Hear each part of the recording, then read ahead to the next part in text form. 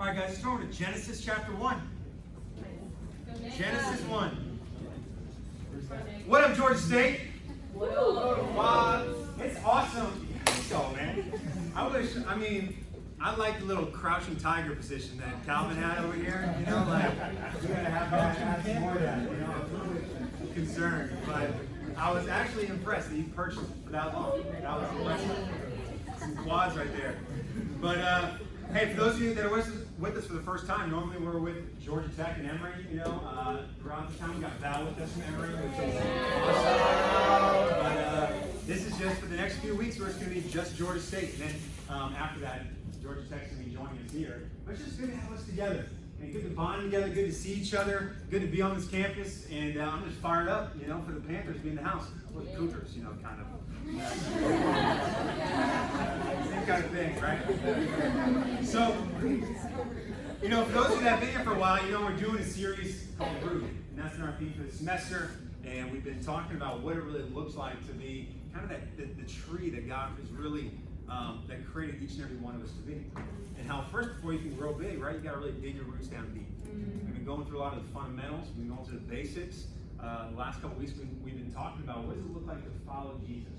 We talked about Jesus being, you know, the greatest hero of all time, that no one even comes close to living the kind of with the kind of significance that Jesus lived with. And then we talked about just what it looks like to actually commit to Him, and that it's not just some flimsy thing you can just kind of do whatever you feel like it, but it takes commitment, and it takes a promise from you to saying, hey, I'm gonna stick in there with you. And that's what I love about what Mike said, is because he said, hey God, I'm committing to you here wholeheartedly, and it's amazing that God comes through on His promises when we choose to do that for Him. You know. And so tonight we're going to be continuing that a little bit. We're starting right from the beginning, right? So Genesis chapter 1 doesn't get any more basic than that. And sometimes you might be reading the book of Genesis. If you ever, you know, maybe you're kind of new to the Bible and you say, I don't know where to start. I want to start at the beginning. And then within like 2 sentences, you're like, what is going on? You know? And you got a talking snake on page 3 of the Bible, you know, and you got some crazy things happening in there. And pretty soon you find that humans on the 3rd page of the Bible already messing up, you know? And that's what I love about the Bible. Is the Bible doesn't kind of like, if you wanted to start a religion, the Bible would be a very strange book to start it with, because you have a lot of people that really messed up and they didn't do a great job, and they tried to follow God and failed over and over and over again. And that's kind of the story of the Bible until we meet a guy named Jesus, right? Who kind of can really bring us that success. And so what we're talking about tonight is, you know, we've been talking about how to really create a good tree. Tonight, the title of our message is called Tree Killer, which is kind of intense, you know, but Tree Killer. So we're going to read here in Genesis. But why don't we kind of get you guys' thoughts first? Like, what do you think? Like, what do you think is God's plan for us as human beings? That's kind of the $1,000,000 question in a lot of ways, right? And kind of a deep question, but like, what do you think is God's plan for us as human beings? Who did He create us to be? Okay? You want us to have a relationship with Him? Yeah, He wants us to have a relationship with Him, which is foreign to a lot of people. The idea of having a relationship with the Creator, with God Almighty, is like this crazy thoughts. But God wants to have a legitimate, intimate relationship with you personally. That's kind of crazy. What else would you say?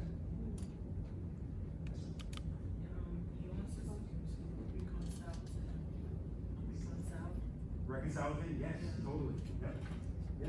Weird. I love this word reconcile with Him, because like He wants us to choose Him. He wants us to make that active choice to like actively pursue a relationship with Him. Yes. Isn't that awesome that God has given us the freedom to choose? Like true love, you can't have true love without freedom, right? And I think it's amazing because God has given you the opportunity to choose Him or not choose Him. Which is like for God a gamble on His part, right? Kind of creating you and giving you everything and laying His life down for you. But then He says, but I'm going to give you the option if you want me or not. But that's true love right there. It's pretty awesome. Jerry? Yeah, I think God wants us to be loving. When you think about like who God is, like He wants us to be a reflection of Him. He is love. He wants us to reflect that He love as well.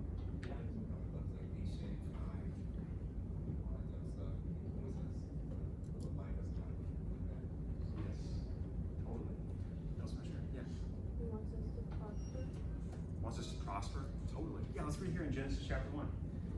Genesis 1, it's a good place to start to see what God thinks about us. Genesis 1, we'll start in verse 26. So, if you guys have read the first chapter of Genesis before, you know that God creates a lot of things, right? He creates light, he creates the animals, he creates the birds, and the animals that walk in the land, and the animals in the sea. He creates all the plants, right? And then, in verse 26, right after each one of those, it says that what God looked out and he saw that it was good, which is pretty awesome. God was pretty proud of his own creation. You ever look at something you created, like, that's good right there, you know? Like you create a painting and Calvin draws something, it's like, that's good, I'm proud of myself right there. That's kind of like what God was doing. He's like, I did a good job. I did a pretty awesome job right there. Then verse 26, then God said, let us make mankind in our image, in our likeness, so that they may rule over the fish in the sea and the birds in the sky, over the livestock and all the wild animals, and over all the creatures that move along the ground. So God created mankind in his own image. In the image of God, he created them. Male and female, he created them. God blessed them and said to them, be fruitful and increase in number. Fill the earth and subdue it. Rule over the fish in the sea and the birds in the sky and over every living creature that moves in the ground.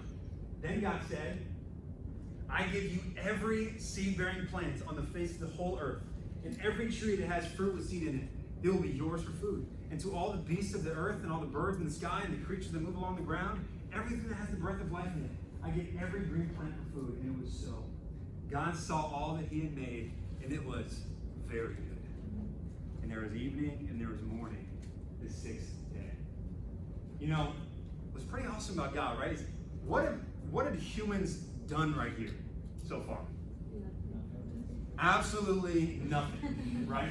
They've done nothing. I don't even think he creates them he creates them later on. He hasn't even created them yet, but he's already given them he's already given them everything. He's like, I just want to show you guys, right when you come in the earth, I hooked you up, okay? You got all the animals out there, you got every plant is yours, right? I give you this beautiful earth that I created, and it says that like God created some plants for us to eat and other plants that he was like, no, those ones just to look at and just to say that thing is awesome, you know? You ever looked at a tree before and like, that has no use to me other than that is beautiful. And I think God just does things in life that are just like gorgeous. He didn't have to make the sunset like absolutely breathtaking, right? He didn't have to make kind of like when you look at the ocean be like, oh my goodness, like that's just water. That thing blows my mind, you know? You ever kind of look at fire and just be like, I don't know why, but I could stare at fire for like hours. And it just has something about it, right? And there's something about God's creation that's just so majestic. And it's such an amazing gift. And he says, man, with humans, he's like, I just wanted to give them the gift, and then you say, hey, boom, then you can come live in that. He didn't kind of create them to kind of be his slaves or his employees or create them all of a sudden, hey, you better do good on this planet, you know? God just created them right from the get-go. He said, I just want to give you everything. Generosity right from the get-go. This beautiful party host, that was God. And so I'm throwing this epic party. I'm just inviting you guys to come enjoy it. What do you have to do when you do it? When you come to it? Nothing. This is just you and me. And it was just this beautiful picture of people thriving.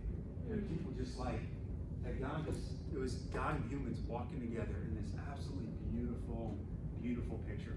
And you see in here, to me, what I see is like three different things that I think that God has given us. And to me, I call it the good life because I feel like right from the jump, God created us to live an awesome life. He created us to live a life of greatness, where he wanted you to enjoy life. He didn't want you just to suffer through life.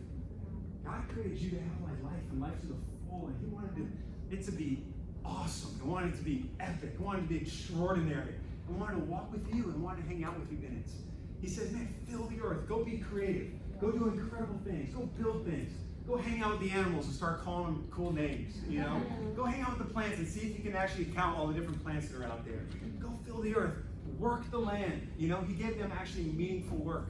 Or, you know, because if you're just hanging out doing nothing all day, you guys know you kind of get bored and a little bit like, you know, okay, I need something to do out here. You can't just lay around all day. God gave them meaningful work. He gave them things to do. And I think God created this incredible picture for us that was like, I think that's the way he wants us to live. He wants us to live this extraordinary life, the good life. And to me, a lot the three things that I see that God really gave us in there are one is that He gave us friendship. Friendship with Him, which blows my mind, that God wants to be friends with you. That God just doesn't want you to kind of do a bunch of tasks for Him, or just says, hey, follow these rules. God wants to be your friend. God is your dad. And He really cares about you. He wants to be one with you. But He also He wanted us to be friends with each other. Right? He looked at the first thing that God says, you know what, this is not good. There's a couple of sentences later, He says, you know what, this isn't good. What was it? It was the dude was alone. And He said, this ain't good. He's going to struggle by himself. He's going to need some help. Because you know, if you just leave a guy out there by himself, he's got no chance, right? And so he's like, I have to bring around a woman because that's the only chance a guy has to make it on this planet. Is I got to bring something around that's so awesome, so amazing, and then he brings around a woman, and the dude is like, oh my gosh, that is so much better than the plants. You know? And now he has this friend, he has this companion together, that they get a chance to go through life together. Right. You know, there's been studies out there, like billions of dollar studies from Harvard, right? We've talked about before. They studied over like decades of time, studied through hundreds of different people on what brings true happiness. And then the thing they found by far was happiness in life equals loving relationships. Doesn't matter how much money you have, how much academic success you have, what kind of career you have, how athletically talented you are. He said, no, by far, studies have shown it, science has shown it, by far the most important thing in life to bring happiness is friendships, is loving relationships. That's how God created it, right from the get-go. Yeah. One of the other things I see is that God created us to flourish. He wanted us to live a flourishing life. Not just one where we're just kind of sitting around doing nothing, but one that's like healthy and vibrant, and we're growing, and we're getting better, and we're enjoying life more, and we're like more excited to be with each other. This life that's just kind of flourishing, where we're growing, we're seeing fruit in our life, we're seeing things happen, and we're like miracles in our life. Like, whoa, this is crazy, you know? And He created this flourishing life. He says, hey, be fruitful and multiply. He's like, go in there, don't just stay by yourself. Go change the world. Go do something epic. I created this entire playground, an amazing place for you to flourish. Go enjoy it, right? You see that? One of the other things I see is that He came to bring us freedom, just like Mike was saying. Well, I didn't even tell him to talk about that tonight. Talking about freedom. That He says, hey, you are free to eat from anything in here. Yeah. He's like, I create all this stuff. You are free to rule the animals. You're free to hang out in the creation. You are free to do whatever you want. God gave us freedom. He gave us freedom to enjoy Him uninhibitedly. We're not worried about like who we are. You know, He gave them freedom. They were naked, right? So that's a certain kind of freedom, right? Right there.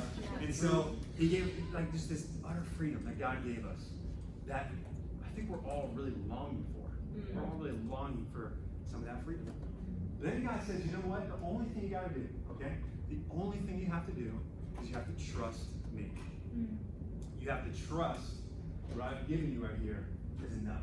The minute you start thinking that I'm holding out on you, or that I haven't given you enough, That's a good point. or that you know, for some reason, like I'm kind of hiding something from you, and you're not trusting me, that's when you're gonna start having problems. And that's kind of what this tree symbolizes, right? It's the tree of knowing good and evil. It's kind of the God decided, hey, what was good and what wasn't good, right? It says that everything He created was good, and so He's like, hey, just trust me on this one. I know it's good. I know it's not good.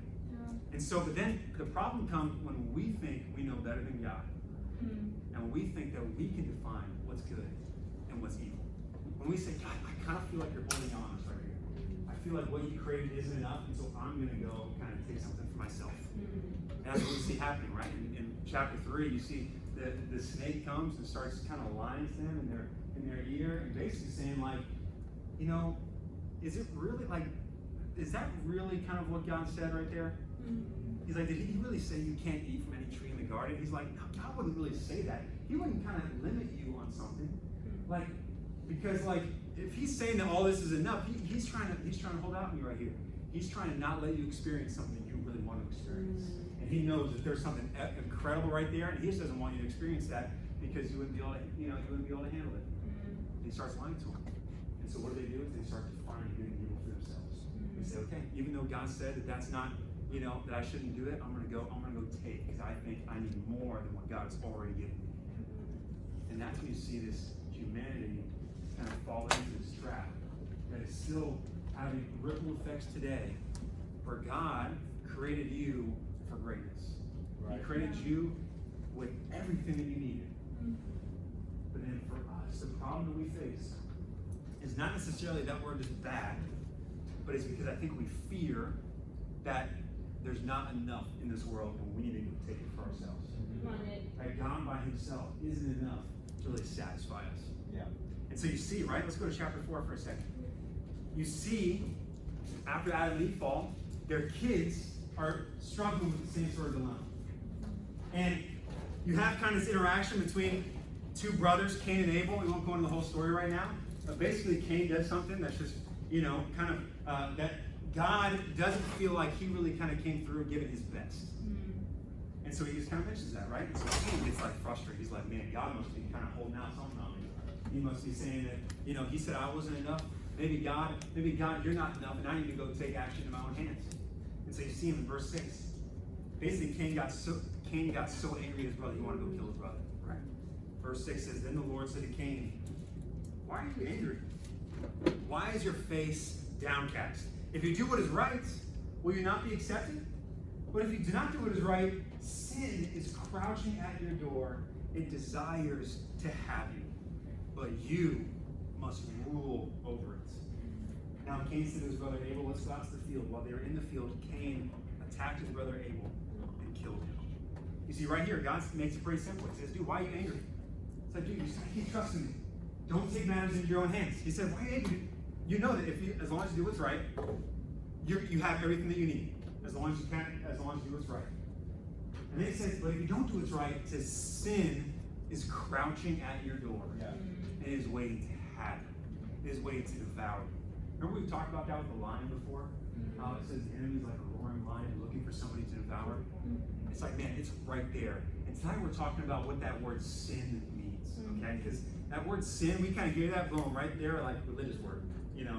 We already think of kind of certain, I think we all have certain kind of things we think about when we think of sin. But basically sin right here, it's described as like this beast that's outside of you that's trying to come and attack you. And then God just commanded you, says, hey, you got to rule over it. Just like you're trying to rule over everything else, all over the plants, the land, and the animals, you got to rule over this thing too. But sometimes for us, sin takes us down. It takes us down bad. And we don't do what's right. And it's as simple as that, just do what's right. And I think we all kind of have a sense that we know what's right and we know what's wrong, And we know that there's many times we kind of messed up and haven't done what's right. And that's what sin is. Sin is like God has given us this extraordinary life. He says, follow it this way. And sin is when we just say, you know what? I don't trust that. I'm going to kind of do it a different way. I'm going to kind of go my own way. And it's the idea of missing the mark, right? Kind of shooting for a target and you miss the mark. And he's saying, man, you guys have it right there. You have it right there. But you're just missing it. And because you're missing it, you're not going to experience the friendship and flourishing and freedom that I really wanted you to have. And so to me, what sin does is it does three things to us. And I call it the triple threat of sin. And sin, like in basketball, you ever heard of the triple threat? It's where you kind of catch it, and then you can do three things, right? You can shoot, you can dribble, or you can pass, right? And that's kind of a triple threat. So the triple threat of sin, first of all, God really created us to have friendship. Sin really separates us. It separates us first from God, then also separates us from each other. Right? When you lie and gossip and complain or slander somebody or you talk behind their back, you start separating yourself. If it's supposed to help us flourish, sin sickens us. It's like this disease that's just kind of inside of us that is eating away at our bodies over time. And it does something to our bodies that's just really sickening. It really makes us sick. Kind of what Michael was talking about. You become an addict to so many things. And then it shackles. Instead of having freedom, you are shackled up. And now you have become a slave to your desires. And a slave to the things that you feel like are best, as opposed to enjoying the freedom of God saying, hey, enjoy everything. And so sin does these things. I think when we hear that word sin, I think we always think of it kind of in a context of like, it's just something God doesn't want us to do. But I think sin to me, as I've learned, it has so much more of an effect where it will poison your personal life and it will poison the whole entire world. And so sin isn't just something that's just bad because God says it's bad. Sin is actually something that He says hey, don't do this because it's really gonna hurt you. It's gonna hurt the world in the long run. I want to protect you. I want to help you. I want to help you live this awesome life. Man, if you do this, it's just not going to go great for you. And you look at that. I was reading an article recently, and it talked about how sexual morality is a lot bigger deal than you think. And it was this academic article that studied over 80 different civilizations throughout history. Wow. And it researched their sexual ethic, and kind of researching the societies that had a lot of sex before marriage. They had a lot of partners, or divorces after they got married, and versus other civilizations that, where it's kind of they had a more conservative culture and kind of more of a biblical ethic of saying, hey, we're not going to do that until we get married, and we're just going to stick to our partner. And the studies found in this article that within 3 generations of the societies that had more of a loose sexual ethic, within 3 generations, the civilization collapsed. And it says that here in the U.S., we are now in the 3rd generation of that right now. Since the 1960s, when kind of the sexual revolution happened, because we are in the 3rd generation of this kind of stuff happening, and there's already signs that our society, as we know it, is starting to collapse and crack. And that's not a Christian person saying that. That was just a study done, a scientific study. You look at kind of the effects of things like pornography. I was reading some of that stuff today, just kind of the effects of it. And there's just scientific evidence out there of how much it destroys your brain. Right. And how it destroys the way you look at people. And how so many of the intense murderers that we see out there and the stories of people just abusing people, so much of it can be traced back to an addiction to pornography that they had when they were younger. You look at the effects of comparing yourself to people and selfishness and what that does when you're just comparing yourself to people all the time. You feel like God didn't create you beautiful and awesome for who you are, and so you're comparing yourself to somebody else. And there's obvious evidence out there of people being destroyed, depressed, and going into this anxious spiral of things that is driving the world out of control. Yeah. You see what greed does to civilizations. You see what kind of wanting power, being power hungry does to certain societies. You see what happens when people just lie and they don't tell the truth, and what that does to certain people, right? And you see that on a global scale, sin is destroying the world. Yeah. And you see every problem that we have in our society right now is a sin problem. You think about stuff like climate change, right? And you see people advocating for that all the time. That is really at the root of greedy people. Yeah. Of greedy people that don't care about other people, are hoarding things for themselves, and are abusing other people, right? You think about kind of even just people, obviously things like politics are really, really intense right now. And people have really strong feelings about that kind of stuff. But it really goes back to people that are greedy. And they're looking for their own interests. And why it goes wrong, because people don't trust God and they're putting their faith in a man, or they're putting their faith in a woman. You see, there's all sorts, every single problem in the world that you can trace back to a sin issue, right? And God's like, I told you guys, if you just kind of listen right from the jump, that's why you can't do some of that stuff. So not only on a global scale, but also just our own personal lives, right? We see these effects in our own life that are just shown it destroys us from the inside. What other ways have you guys seen the effects of that? Just kind of as you've been looking at the world, looking at your own life, what other ways have you seen sin as being a destroying power in the world? Anybody want to share, or have any just kind of things that they've seen? Yeah. I think especially when you're aware of it, it's different. When you're not aware of it, you just don't know. You don't know what you don't know, but when you're aware of it, it can cause this this war inside of you. You're completely between, what you are doing on the outside versus what you do on the inside. And that's the most damaging thing that your outward actions don't reflect your inward. And that can just detach you from literally separate you from other people. You may not be able to feel with them, or you may be unintentionally taking a feeling. You may be just literally separating yourself from something, distracting yourself down, shooting yourself down. You can't progress forward if you can't deal with what's going on the inside. Yeah, totally. Yeah, let's look at real quick just a list right here of kind of sins that you guys might have heard of, right? Things like drunkenness, gossip, stuff like premarital sex. You see kind of what that's doing to the world, stealing, violence, bullying, cussing.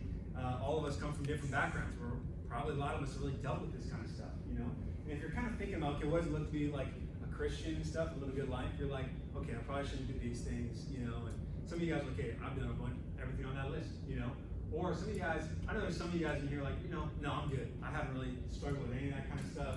I'm doing all right, I'm a good person, And so I got another list for you. There you go. So this list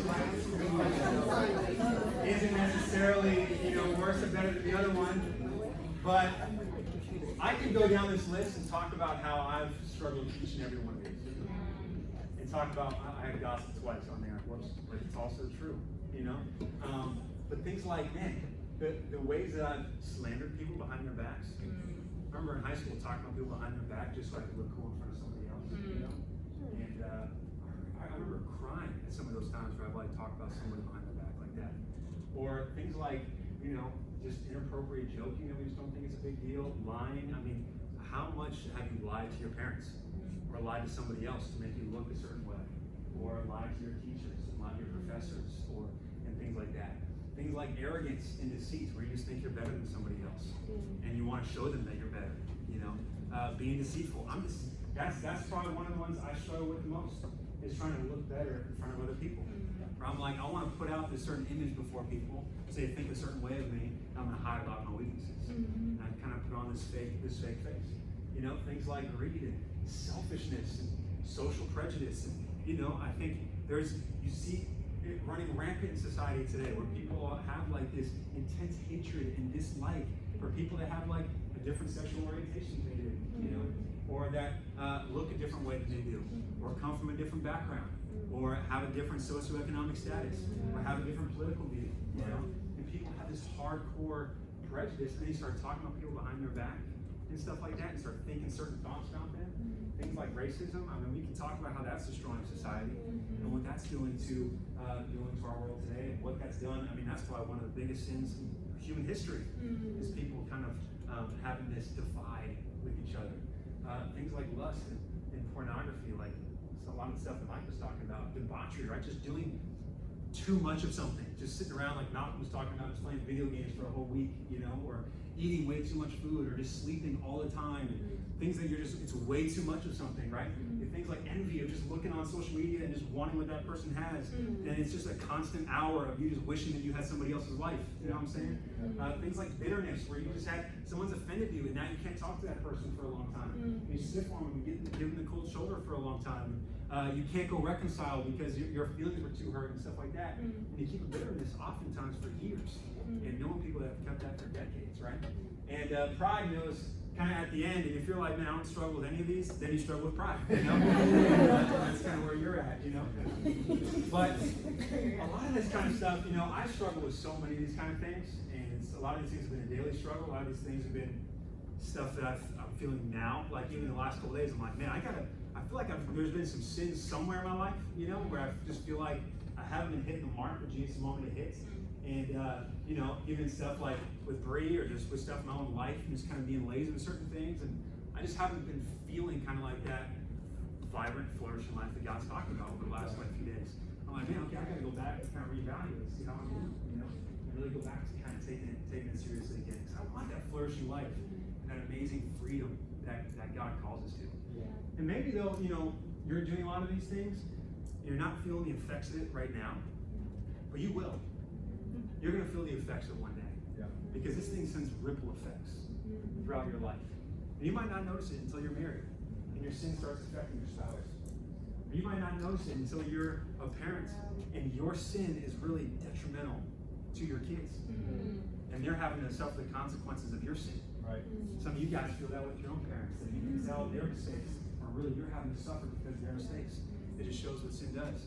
Or if you're not feeling it then, you're going to feel it, maybe not on earth, but one day when you're facing God, face to face.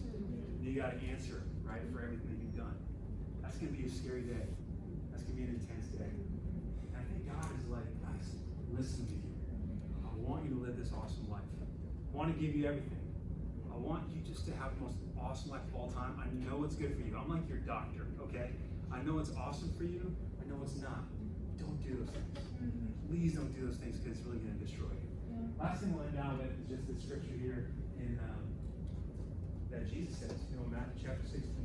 And he talks about the idea of just kind of, what kind of cost comes with you doing things your way as opposed to just trying to do it God's way. And people talk about how hard it is to be a disciple. I actually think it's so much harder not to be a disciple because you're dealing with the darkness and the sin and the effects of broken people everywhere. Right. And Jesus says this, he says, for whoever wants to save their life will lose it. Whoever loses their life for me will find it. What good will it be for someone to gain the whole world, yet forfeit their soul? Or what can anyone give in exchange for their soul? For the Son of Man is going to come in, is going to come in his Father's glory with his angels, and then he will reward each person according to what they have done. I think what God is saying is like, guys, I want this awesome life for you. But some of you guys are deciding to forego that for stuff that you want. Yeah. What good is it? Even if you gained all that stuff and gained everything you ever wanted in life, but missed out on God, gosh, he's like, what good is it then at the end of the day? Because one day you're going to stand before God. All that stuff isn't going to matter. All that's going to matter is how you respond to God. And I think we got to each look at and make a decision together and individually of what are we going to do about sin, and what are we going to do about the life that God promised us. What's amazing is we have a choice. You can choose which way you want to go. You can choose God, or you can choose to live life your own way. And I promise you right now, it doesn't work doing it your own way. And so we each got to make a decision now. Okay, we follow Jesus, right? And we talked about it the last few weeks. The biggest hindrance for us building that strong trees, the poison that's going to come with those trees, is us thinking that God's not enough and we got to do it our own way, which is called sin. Yeah. It's going to destroy us. So let's be people that trust Jesus, dig in there and try to do everything possible to just follow him and to trust him and to let him transform you. Okay? What we're going to do to close out is we're just going to split into our family groups for a second. And just for a little bit, we're just going to have 3 questions on the board. Just talk from for a little bit and just say, what do we think about some of these? Just to be able to discuss with each other, because the biggest way to kind of deal with these things is really digging through it together. And the first question is going to be, in what ways has sin negatively affected the whole world that you've seen? What ways has it affected you? And what are ways that we can help each other experience the good life that God intended? What I would recommend is breaking up into your family groups. If you don't know who your family group is, or this is your first time, just join somebody that kind of invited you and hang out with them for a second. And I know, it's late, you might not be able to get to a lot, but maybe this is a great thing to talk about in your Bible talks this upcoming week. Is look at some of these things and be able to talk about them as a group. But maybe get together and just talk for a second. Say, hey, we touch base. We're going to talk about it this week. But I think some of these things are really important for us just to live that life that God calls us.